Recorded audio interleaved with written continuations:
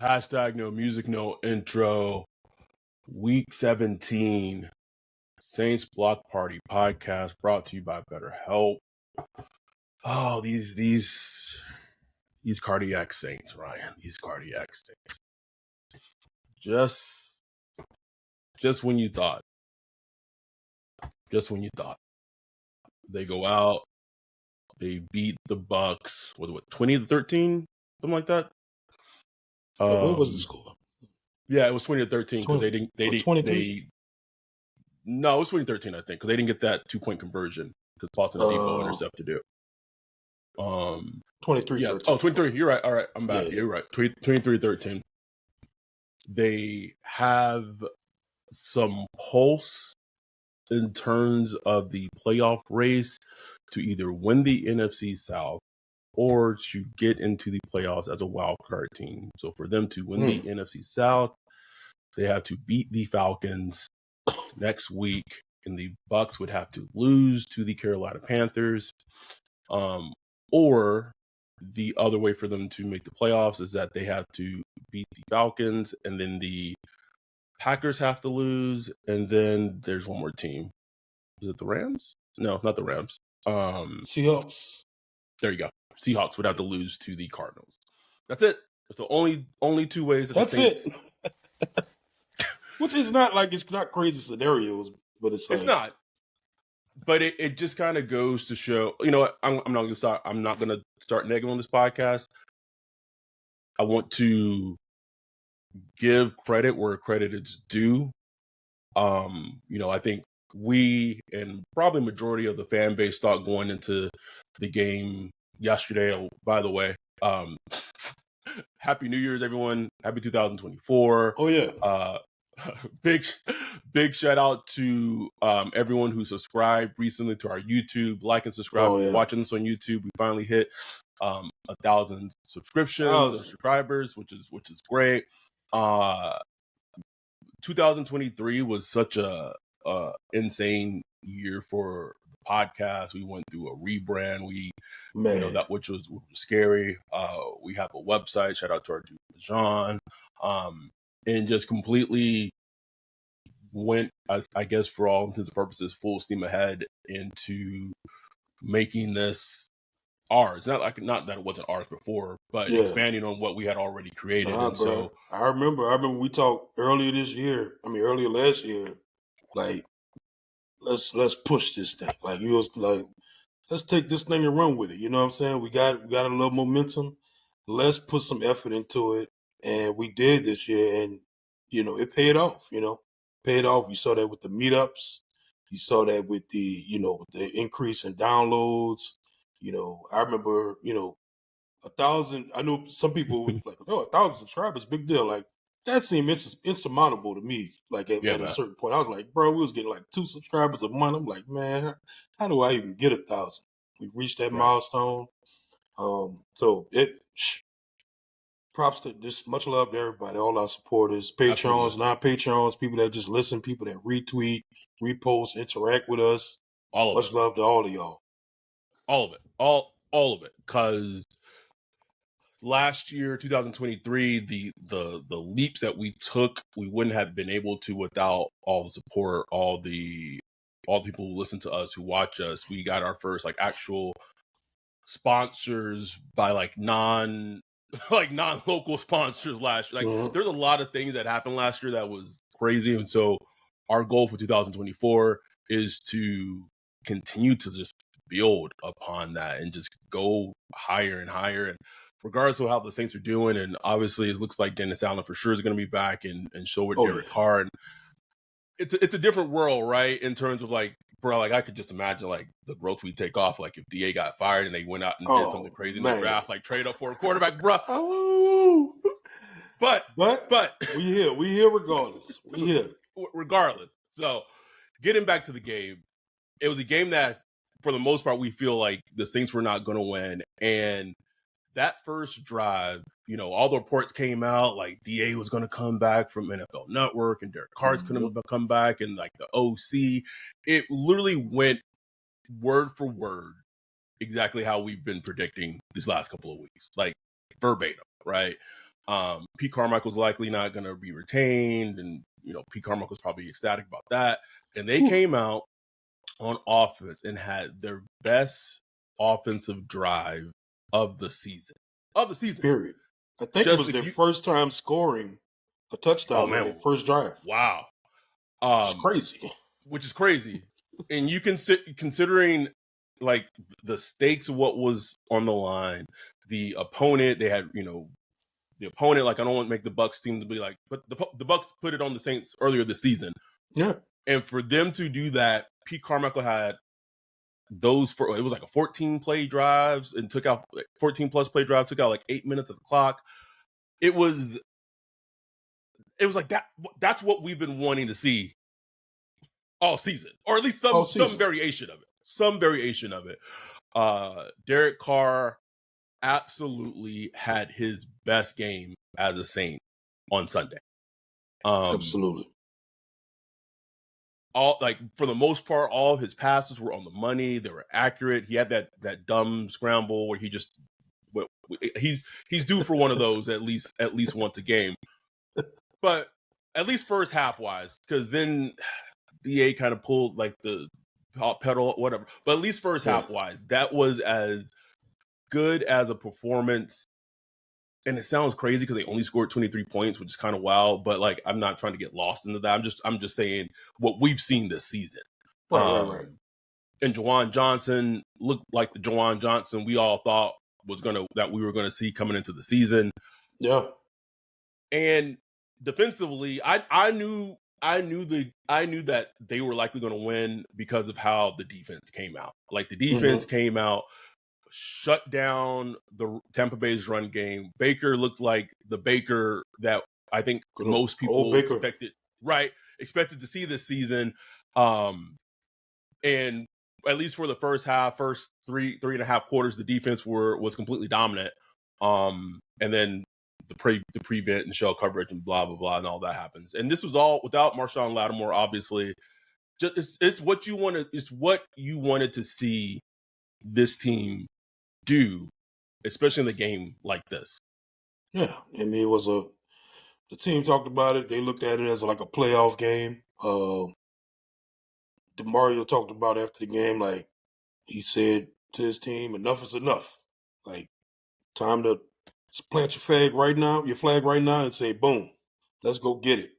And they did it, man. It's like I put somewhere, I tweeted on Discord or something like that before the game, like it just got too many prideful veterans. Too many men that love football, love winning, love competing. Like the makeup of that team is still embedded, regardless of what you think about the head coach or whatever. Those characteristics are still embedded in the team, and they show every now and then, especially in games like this, especially when they're back against the wall. Yes. I'm like, damn, they got 9-10 days just to stew on that Rams loss. They was going to come out there. They was going to put up a fight. I knew it. I knew they was going to put up a fight. I didn't expect the Bucs to look as just out of sorts as they did. They didn't look good. Like you said, Baker Mayfield looked like the Baker Mayfield we thought. He was inaccurate. A lot of mistakes. I mean, the fumbles that went in the Saints' favor, interceptions. I just thought it was an overall good game. A little love to Jonathan Abram, bro. Like, bro. He get a game ball, man. He absolutely. He had an interception. He forces a fumble.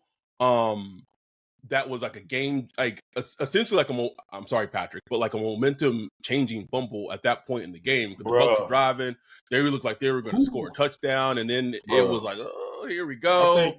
I was seriously thinking like some multiverse, like where that fumble doesn't happen. I think the Bucs score there, and I just think it changes the game complexion. I mean, will they win or lose? I don't know. It just completely changes the game. In that multiverse, that may have changed like the whole direction of the team going forward, bro. Yeah. And there's a multiverse right now where Jim Harbaugh's like, "Hey, coach, this offseason, man. What? What that little chick? What her name was? America? What her name was? America Chavez, bro. Where's she at, man? I want to go see that. But they played well. They sustained quite a few injuries in this game. You had Nefi Soul goes out. AK has like his ankle twisted or ankle sprain. He went out. There's another player that got hurt too. There you go. Landon Young gets hurt. And here's something that stood out to me in this game, and not in this game. It stood out to me consistently for the most part. The ability that the Saints offensive line, pass blocking wise, at the very least, have been at least decent to good for, I would say, 3/4 of the season, right? And it's a very mismatched line. Pete at left tackle, Hurst at guard, you got McCoy in center, Ramczyk, who went on IR, he's going to miss the last 2 games. Is he going to retire at the end of the season, or is he going to try to come back? Who knows? Reese at guard. It's not maybe not in the run game, but at least pass blocking, they have looked decent to good. And it's just weird. And I know we don't want to look into the offseason yet because there's still football to be played. But that is such a fascinating piece of the team going forward, because you have someone like Andres Pete, who was supposed to be a backup and was going to be benched this season, and now this man has leverage against the Saints of I play like a at least the top 15 left tackle this season, bro. Yeah. I mean, he's rarely getting smoked. You know what I'm saying?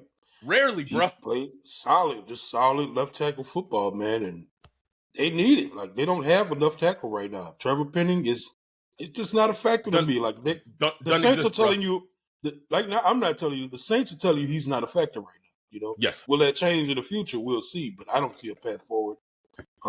So yeah, but yeah, the offensive line from the pass blocking standpoint, I say since week 4 or 5, they've just steadily improved, and it's just amazing, even with the injuries.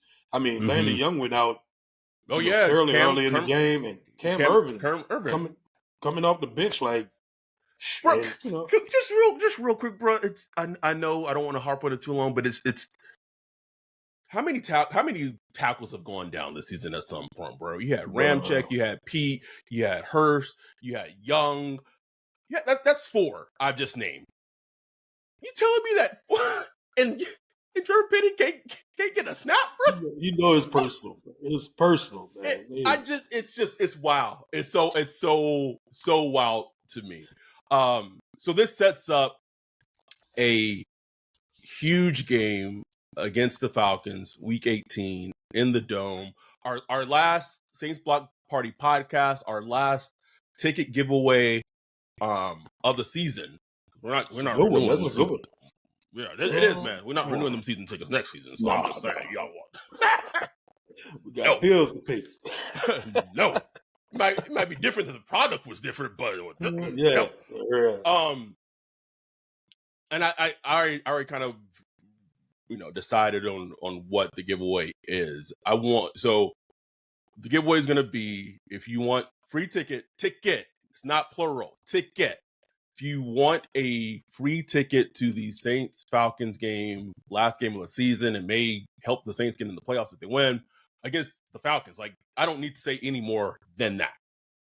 Either quote, retweet, Instagram, YouTube, whatever, either this recap episode against the Bucs or our preview episode against the Falcons that we're going to do this week, and let Ryan and I know what was your favorite Saints Block Party podcast moment of 2023 and why, and just show us proof, or if I'm assuming we would see it. If not, you can just DM us what you sent, and there you go. You're in the raffle. That's it. Simple. No more than that. Yes. And please, if you enter and you want to go to the game, make sure you're going to the game. Don't win the ticket and then Saturday be like, my wife, my kids, or whatever, I can't go. Understand things happen, but try to make sure you can go before, because that's just crazy to me. Just know that you will go to the game before you enter the raffle. Please, please. Been burning this man up all season. Burning me up, man. Come on now. I want to go back to the defense and kind of give them some more love. The defense, I felt like that was probably one of the better defensive line efforts we've seen from them. And in hindsight, maybe we took too much into the defensive line performance against the Giants because the Giants' offensive line was just completely dog shit. But like Cam looked a little fresher, looked a little spicier. Breece, like say what you want, and I can say a lot about their recent draft selections. Breece is a player, and he's only going to get better. Oh, I can't wait. I can't wait till, I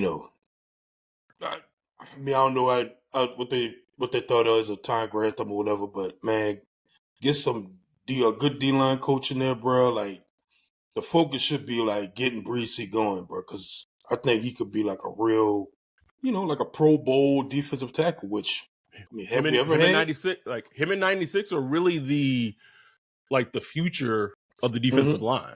They really are, man.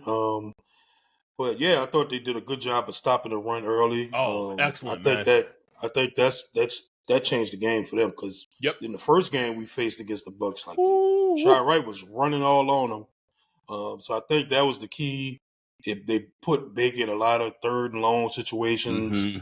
And look, man, offensively, I thought Pete's game plan was outstanding. I thought because the Bucs like to take away the deep shots and the deep, the deep wide receivers, Chris Olave and all of them. And he had Juwan Johnson cooking. There was a lot of passes over the middle, a lot of crossers and stuff like that. What we've been asking for all season, bro. It's just been missing. Season, man. Just been missing, bro. So, I just loved seeing that. I thought that was just like the key. I mean, got, Taysom Hill got a big catch. Look, Derek Carr, I will always give props from this dude. Derek Carr played a very good, solid game, man. Made some good throws. Deep pass to Taysom Hill was beautiful. A dime. Who else caught a touchdown? Was it Juwan? It was Juwan on a great like a option, a route.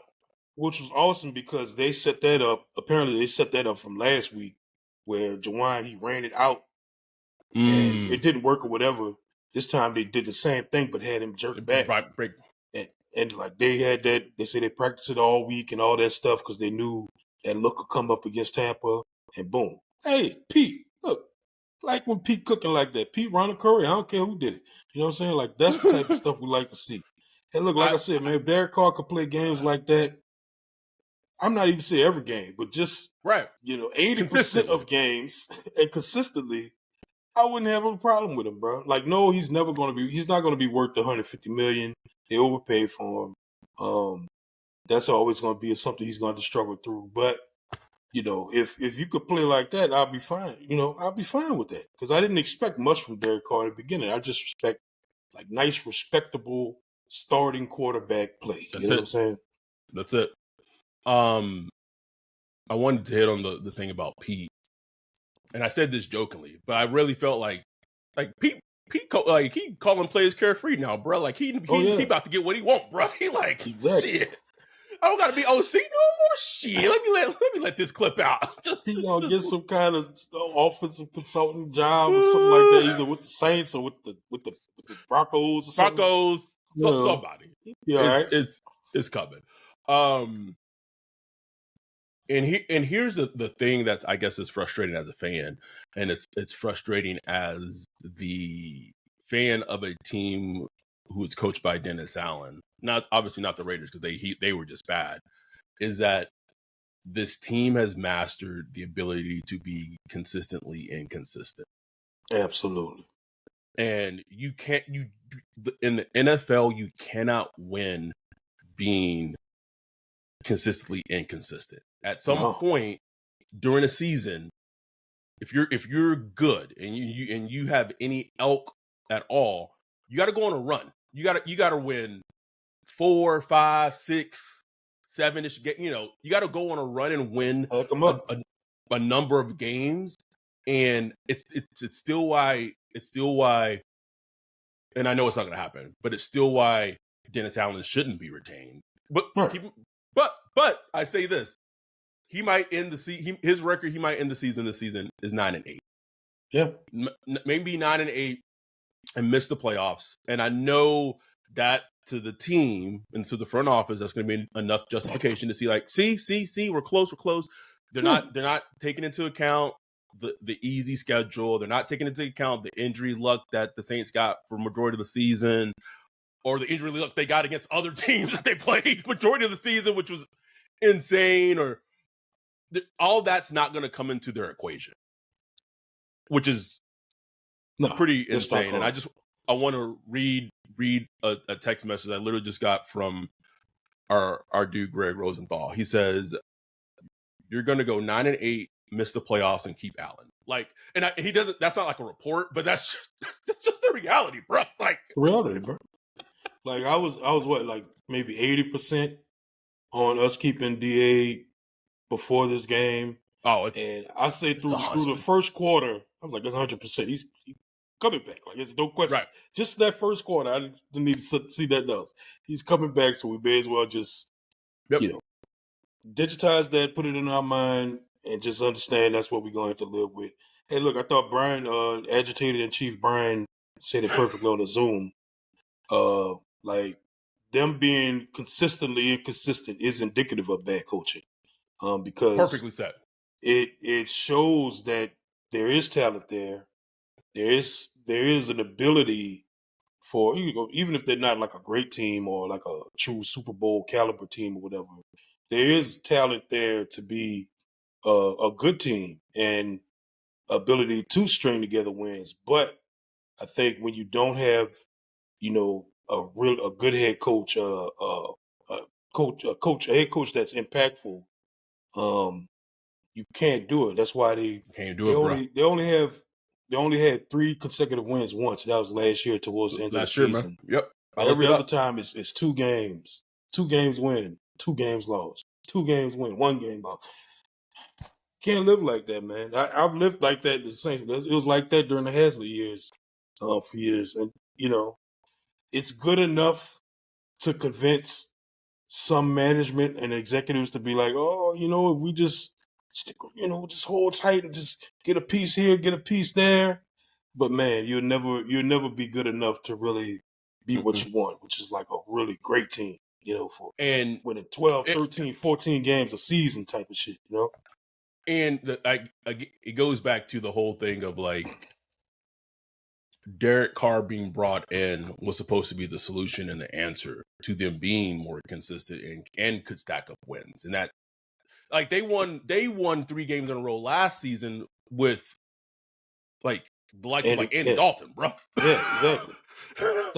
That's the disappointing part. Yeah, because you go out and get Derek Carr. Like if we were doing that with Jameis Winston or Andy Dalton or whatever, then it's like okay, you know what I'm saying? Right. But you invested $150 million in a quarterback as this is going to be the final solution to get us over the hump. And no, you just still stuck in that purgatory, And I hate to get negative like that after a W, but that's just the reality of where we at, It's the reality of where he is, and so right now the Saints are picking 13th overall in the draft. And the last negative point out 13, bro. Last negative point I'll just reiterate is just this.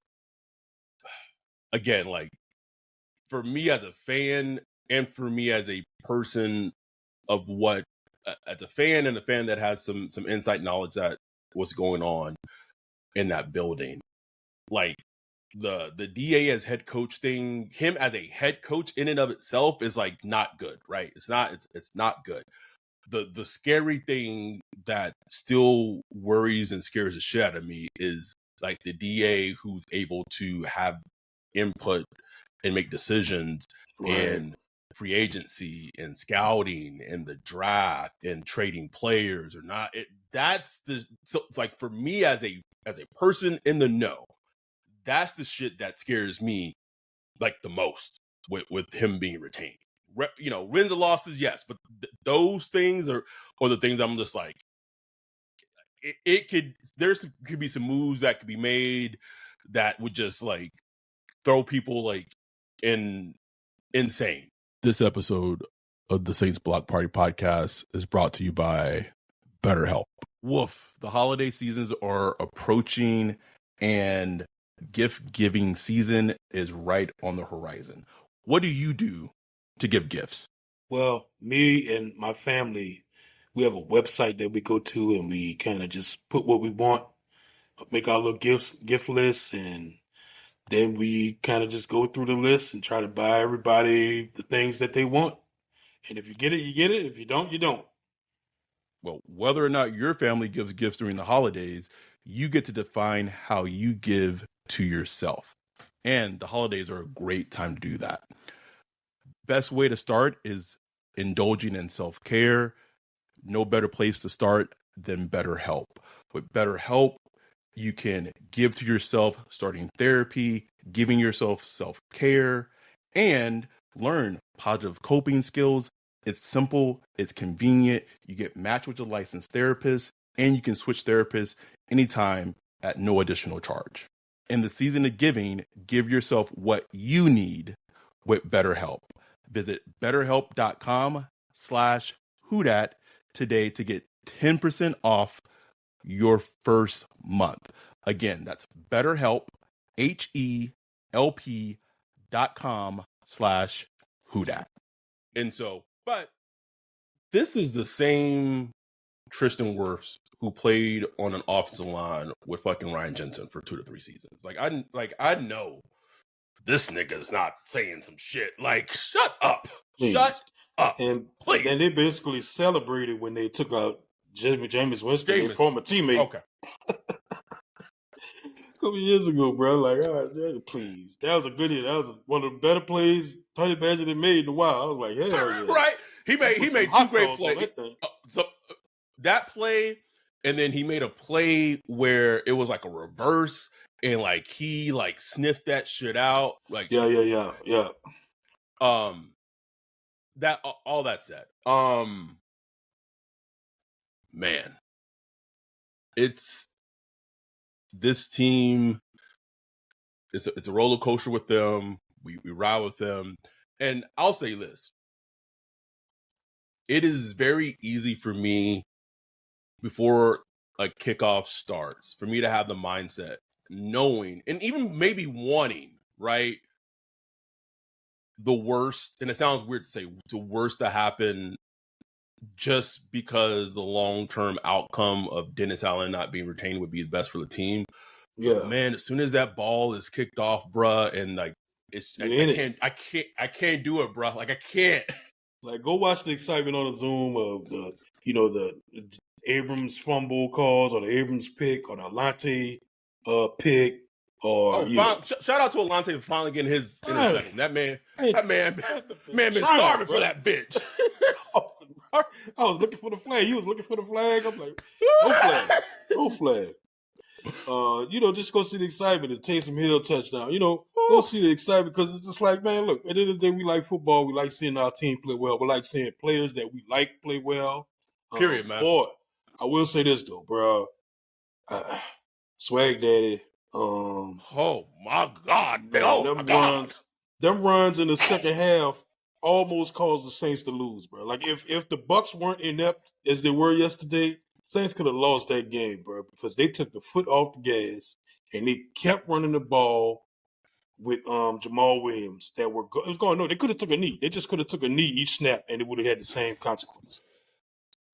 Again, though, it goes back to the consistently inconsistent thing, and that is such an indicative thing of what the identity of the team is. Right? You go up 20-0, you go in the second half, and you take your foot off the gas pedal because Dennis Allen is a defensive head coach, and by nature, he's playing the game conservative. So in his mind, he's like, "Oh, my team is up 20-0. I don't need to do anything cute or fancy. I just need to essentially run the clock out and get out here with a win." It's 2023 yesterday, 2024 today.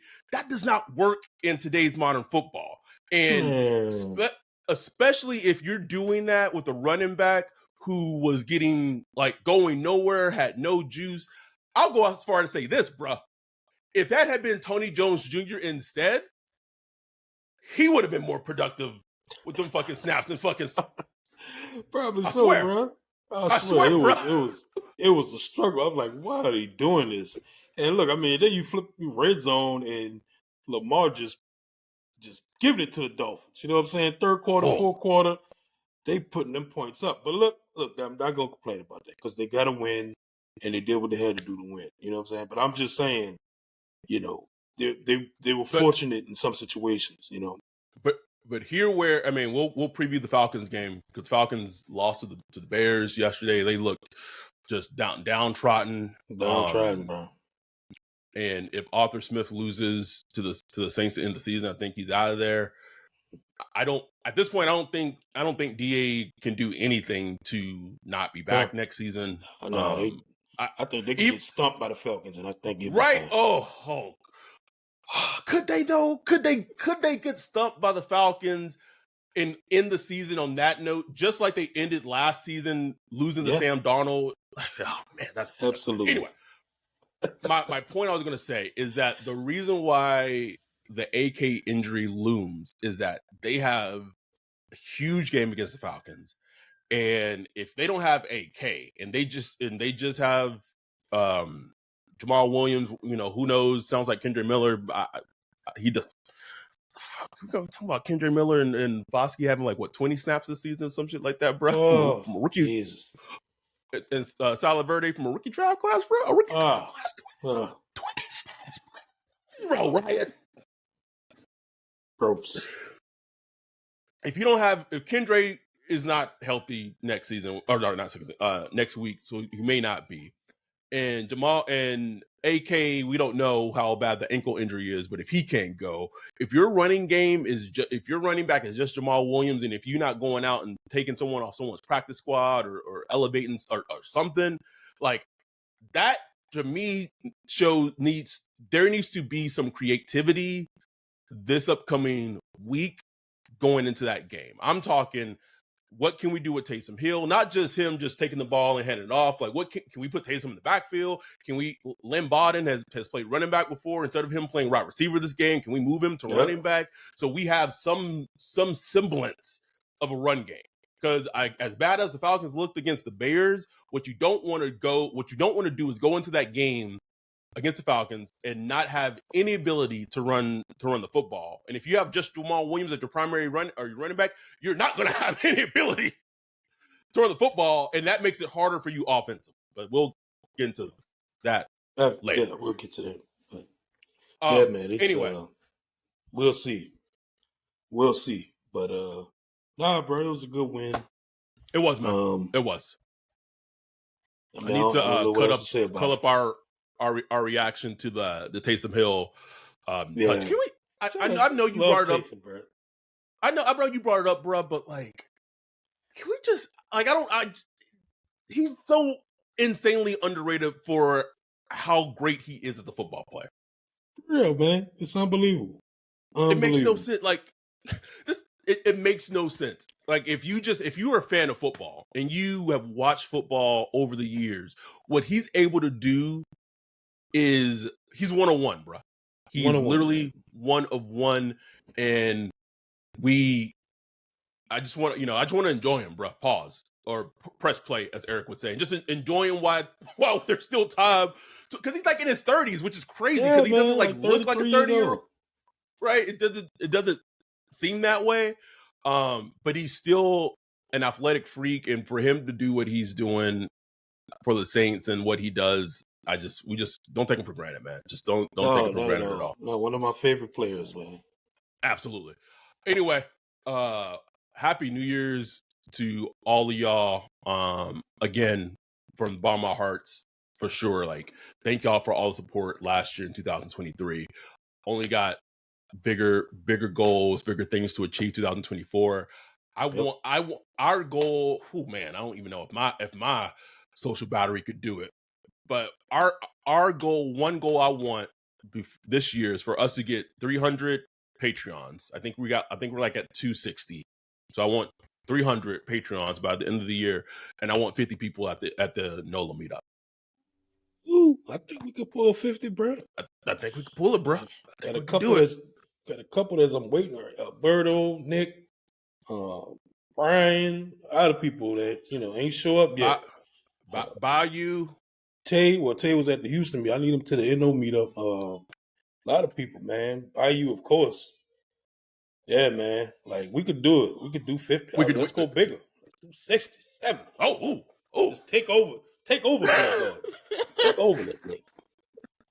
Would love it, man. Anyway, thank y'all tremendously. We will be back this upcoming week for the Falcons preview pod.